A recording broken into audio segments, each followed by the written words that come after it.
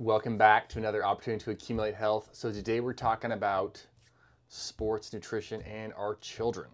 So when I was about 16 years old, when I was 16 actually, I drastically changed my food and drink routine, my intake. I was just eating trash, drinking trash, and literally within a couple months of doing this, I saw a massive positive change in my endurance on the basketball court specifically. I'm sure it affected all my other endurance too, but that's where I noticed most is on the basketball court, running lines, sweet 16s, that kind of thing. So if you have a child athlete, then you really want to listen up to this talk, because this can go a long ways in making sure your kid gets the most out of their athletic experience. So first off, remember, competitive sports, they're supposed to be enjoyable for the one doing the sport, say the child, and secondly, for the parent. You know, paying with their time and money for the child to participate. So there's no need to get all stressed out, worked up about it, because that's not fun for the kid, and in the end, it's not fun for the parent either, all right?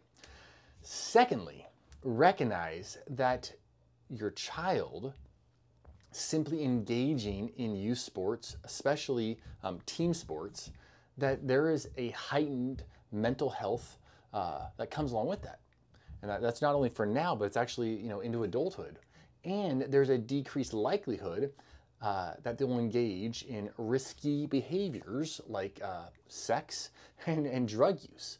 So this makes it even more valuable to keep them in sports, right?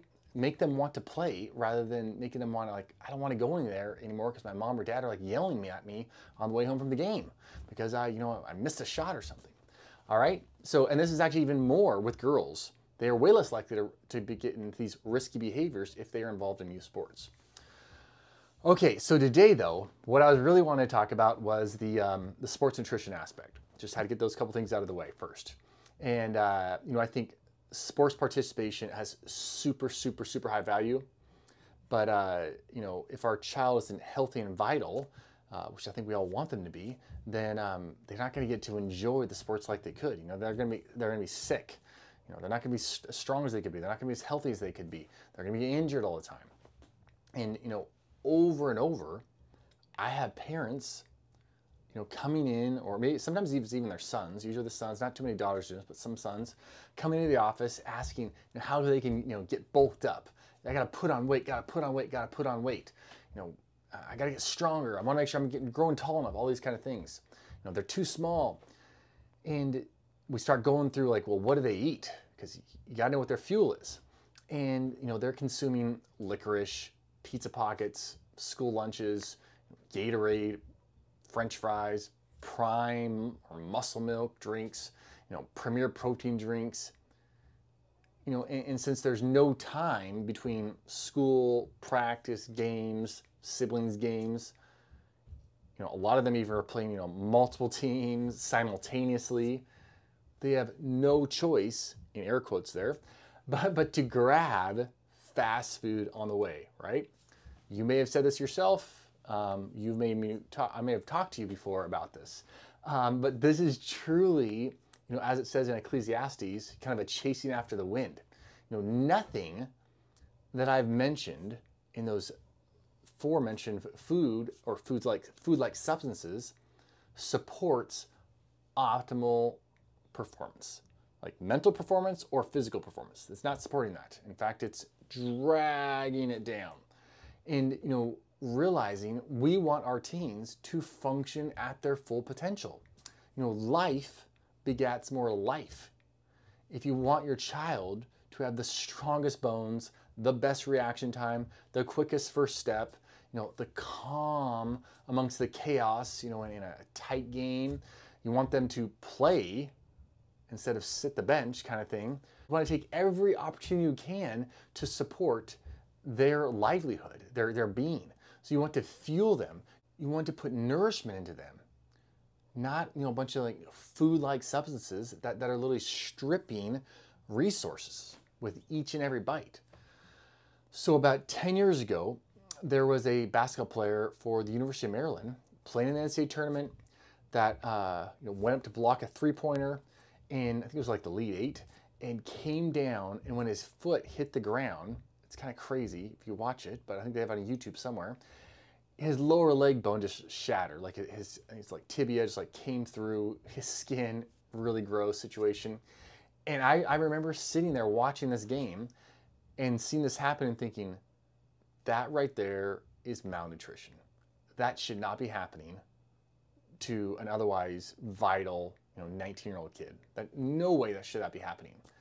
But it did, because I'm sure the kid was malnourished.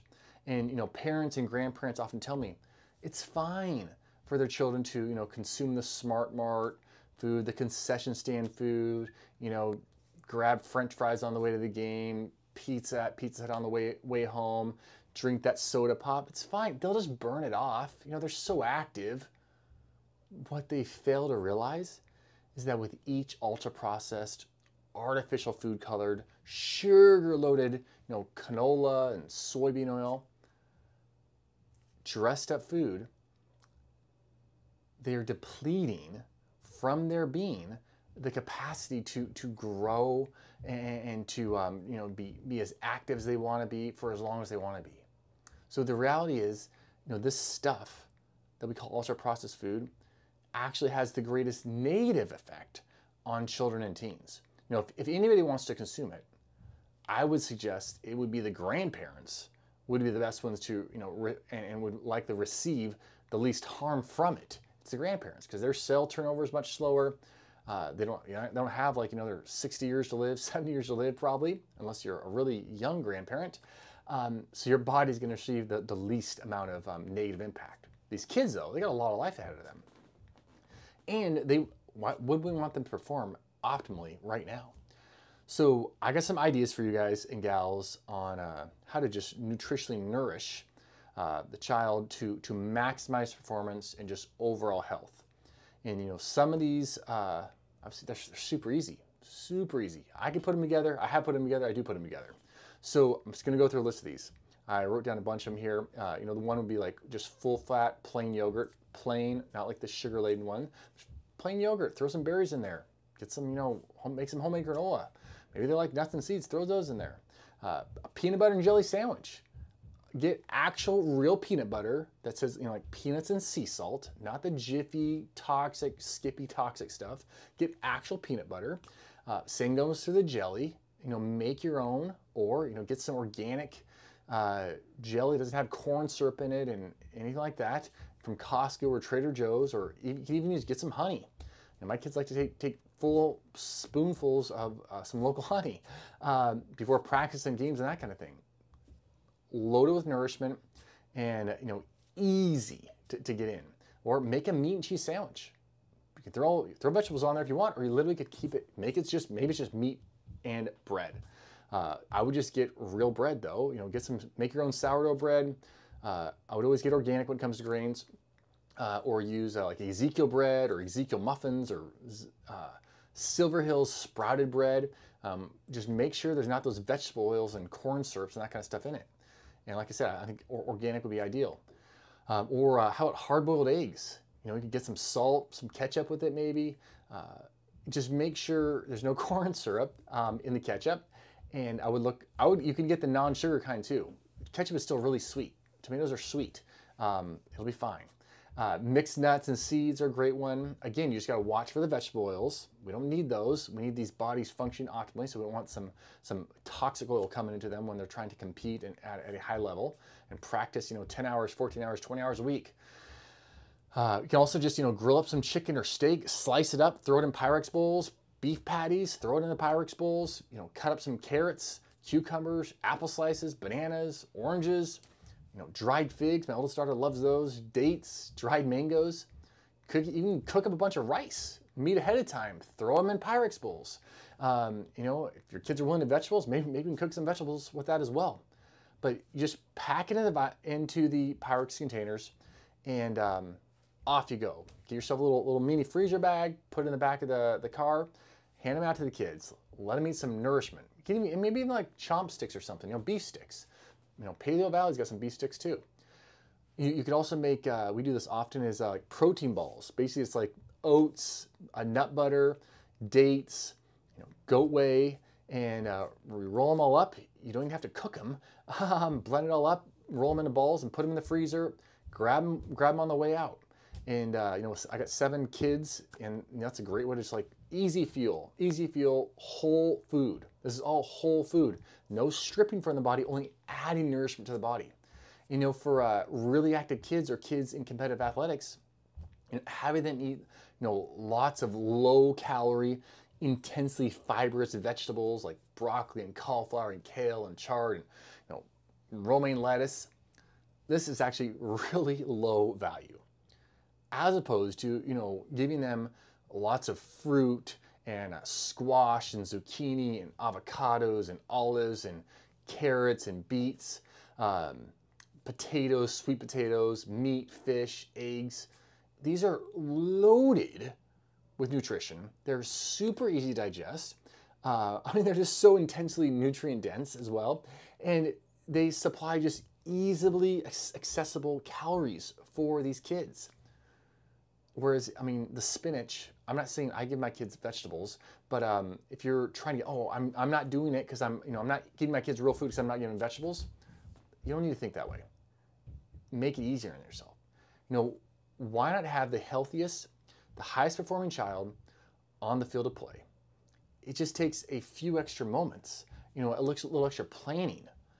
But even if your child, you know, rails against it, which sure, if you've been giving them, you know, Gatorade and prime drinks and, you know, licorice and, you know, Twizzlers, they're probably going to think, Mom, hamburger, beef? What? What are you talking about? But in the end, they're going to be so thankful that they're not, you know, the one sick all the time and trying to come back from injuries all the time.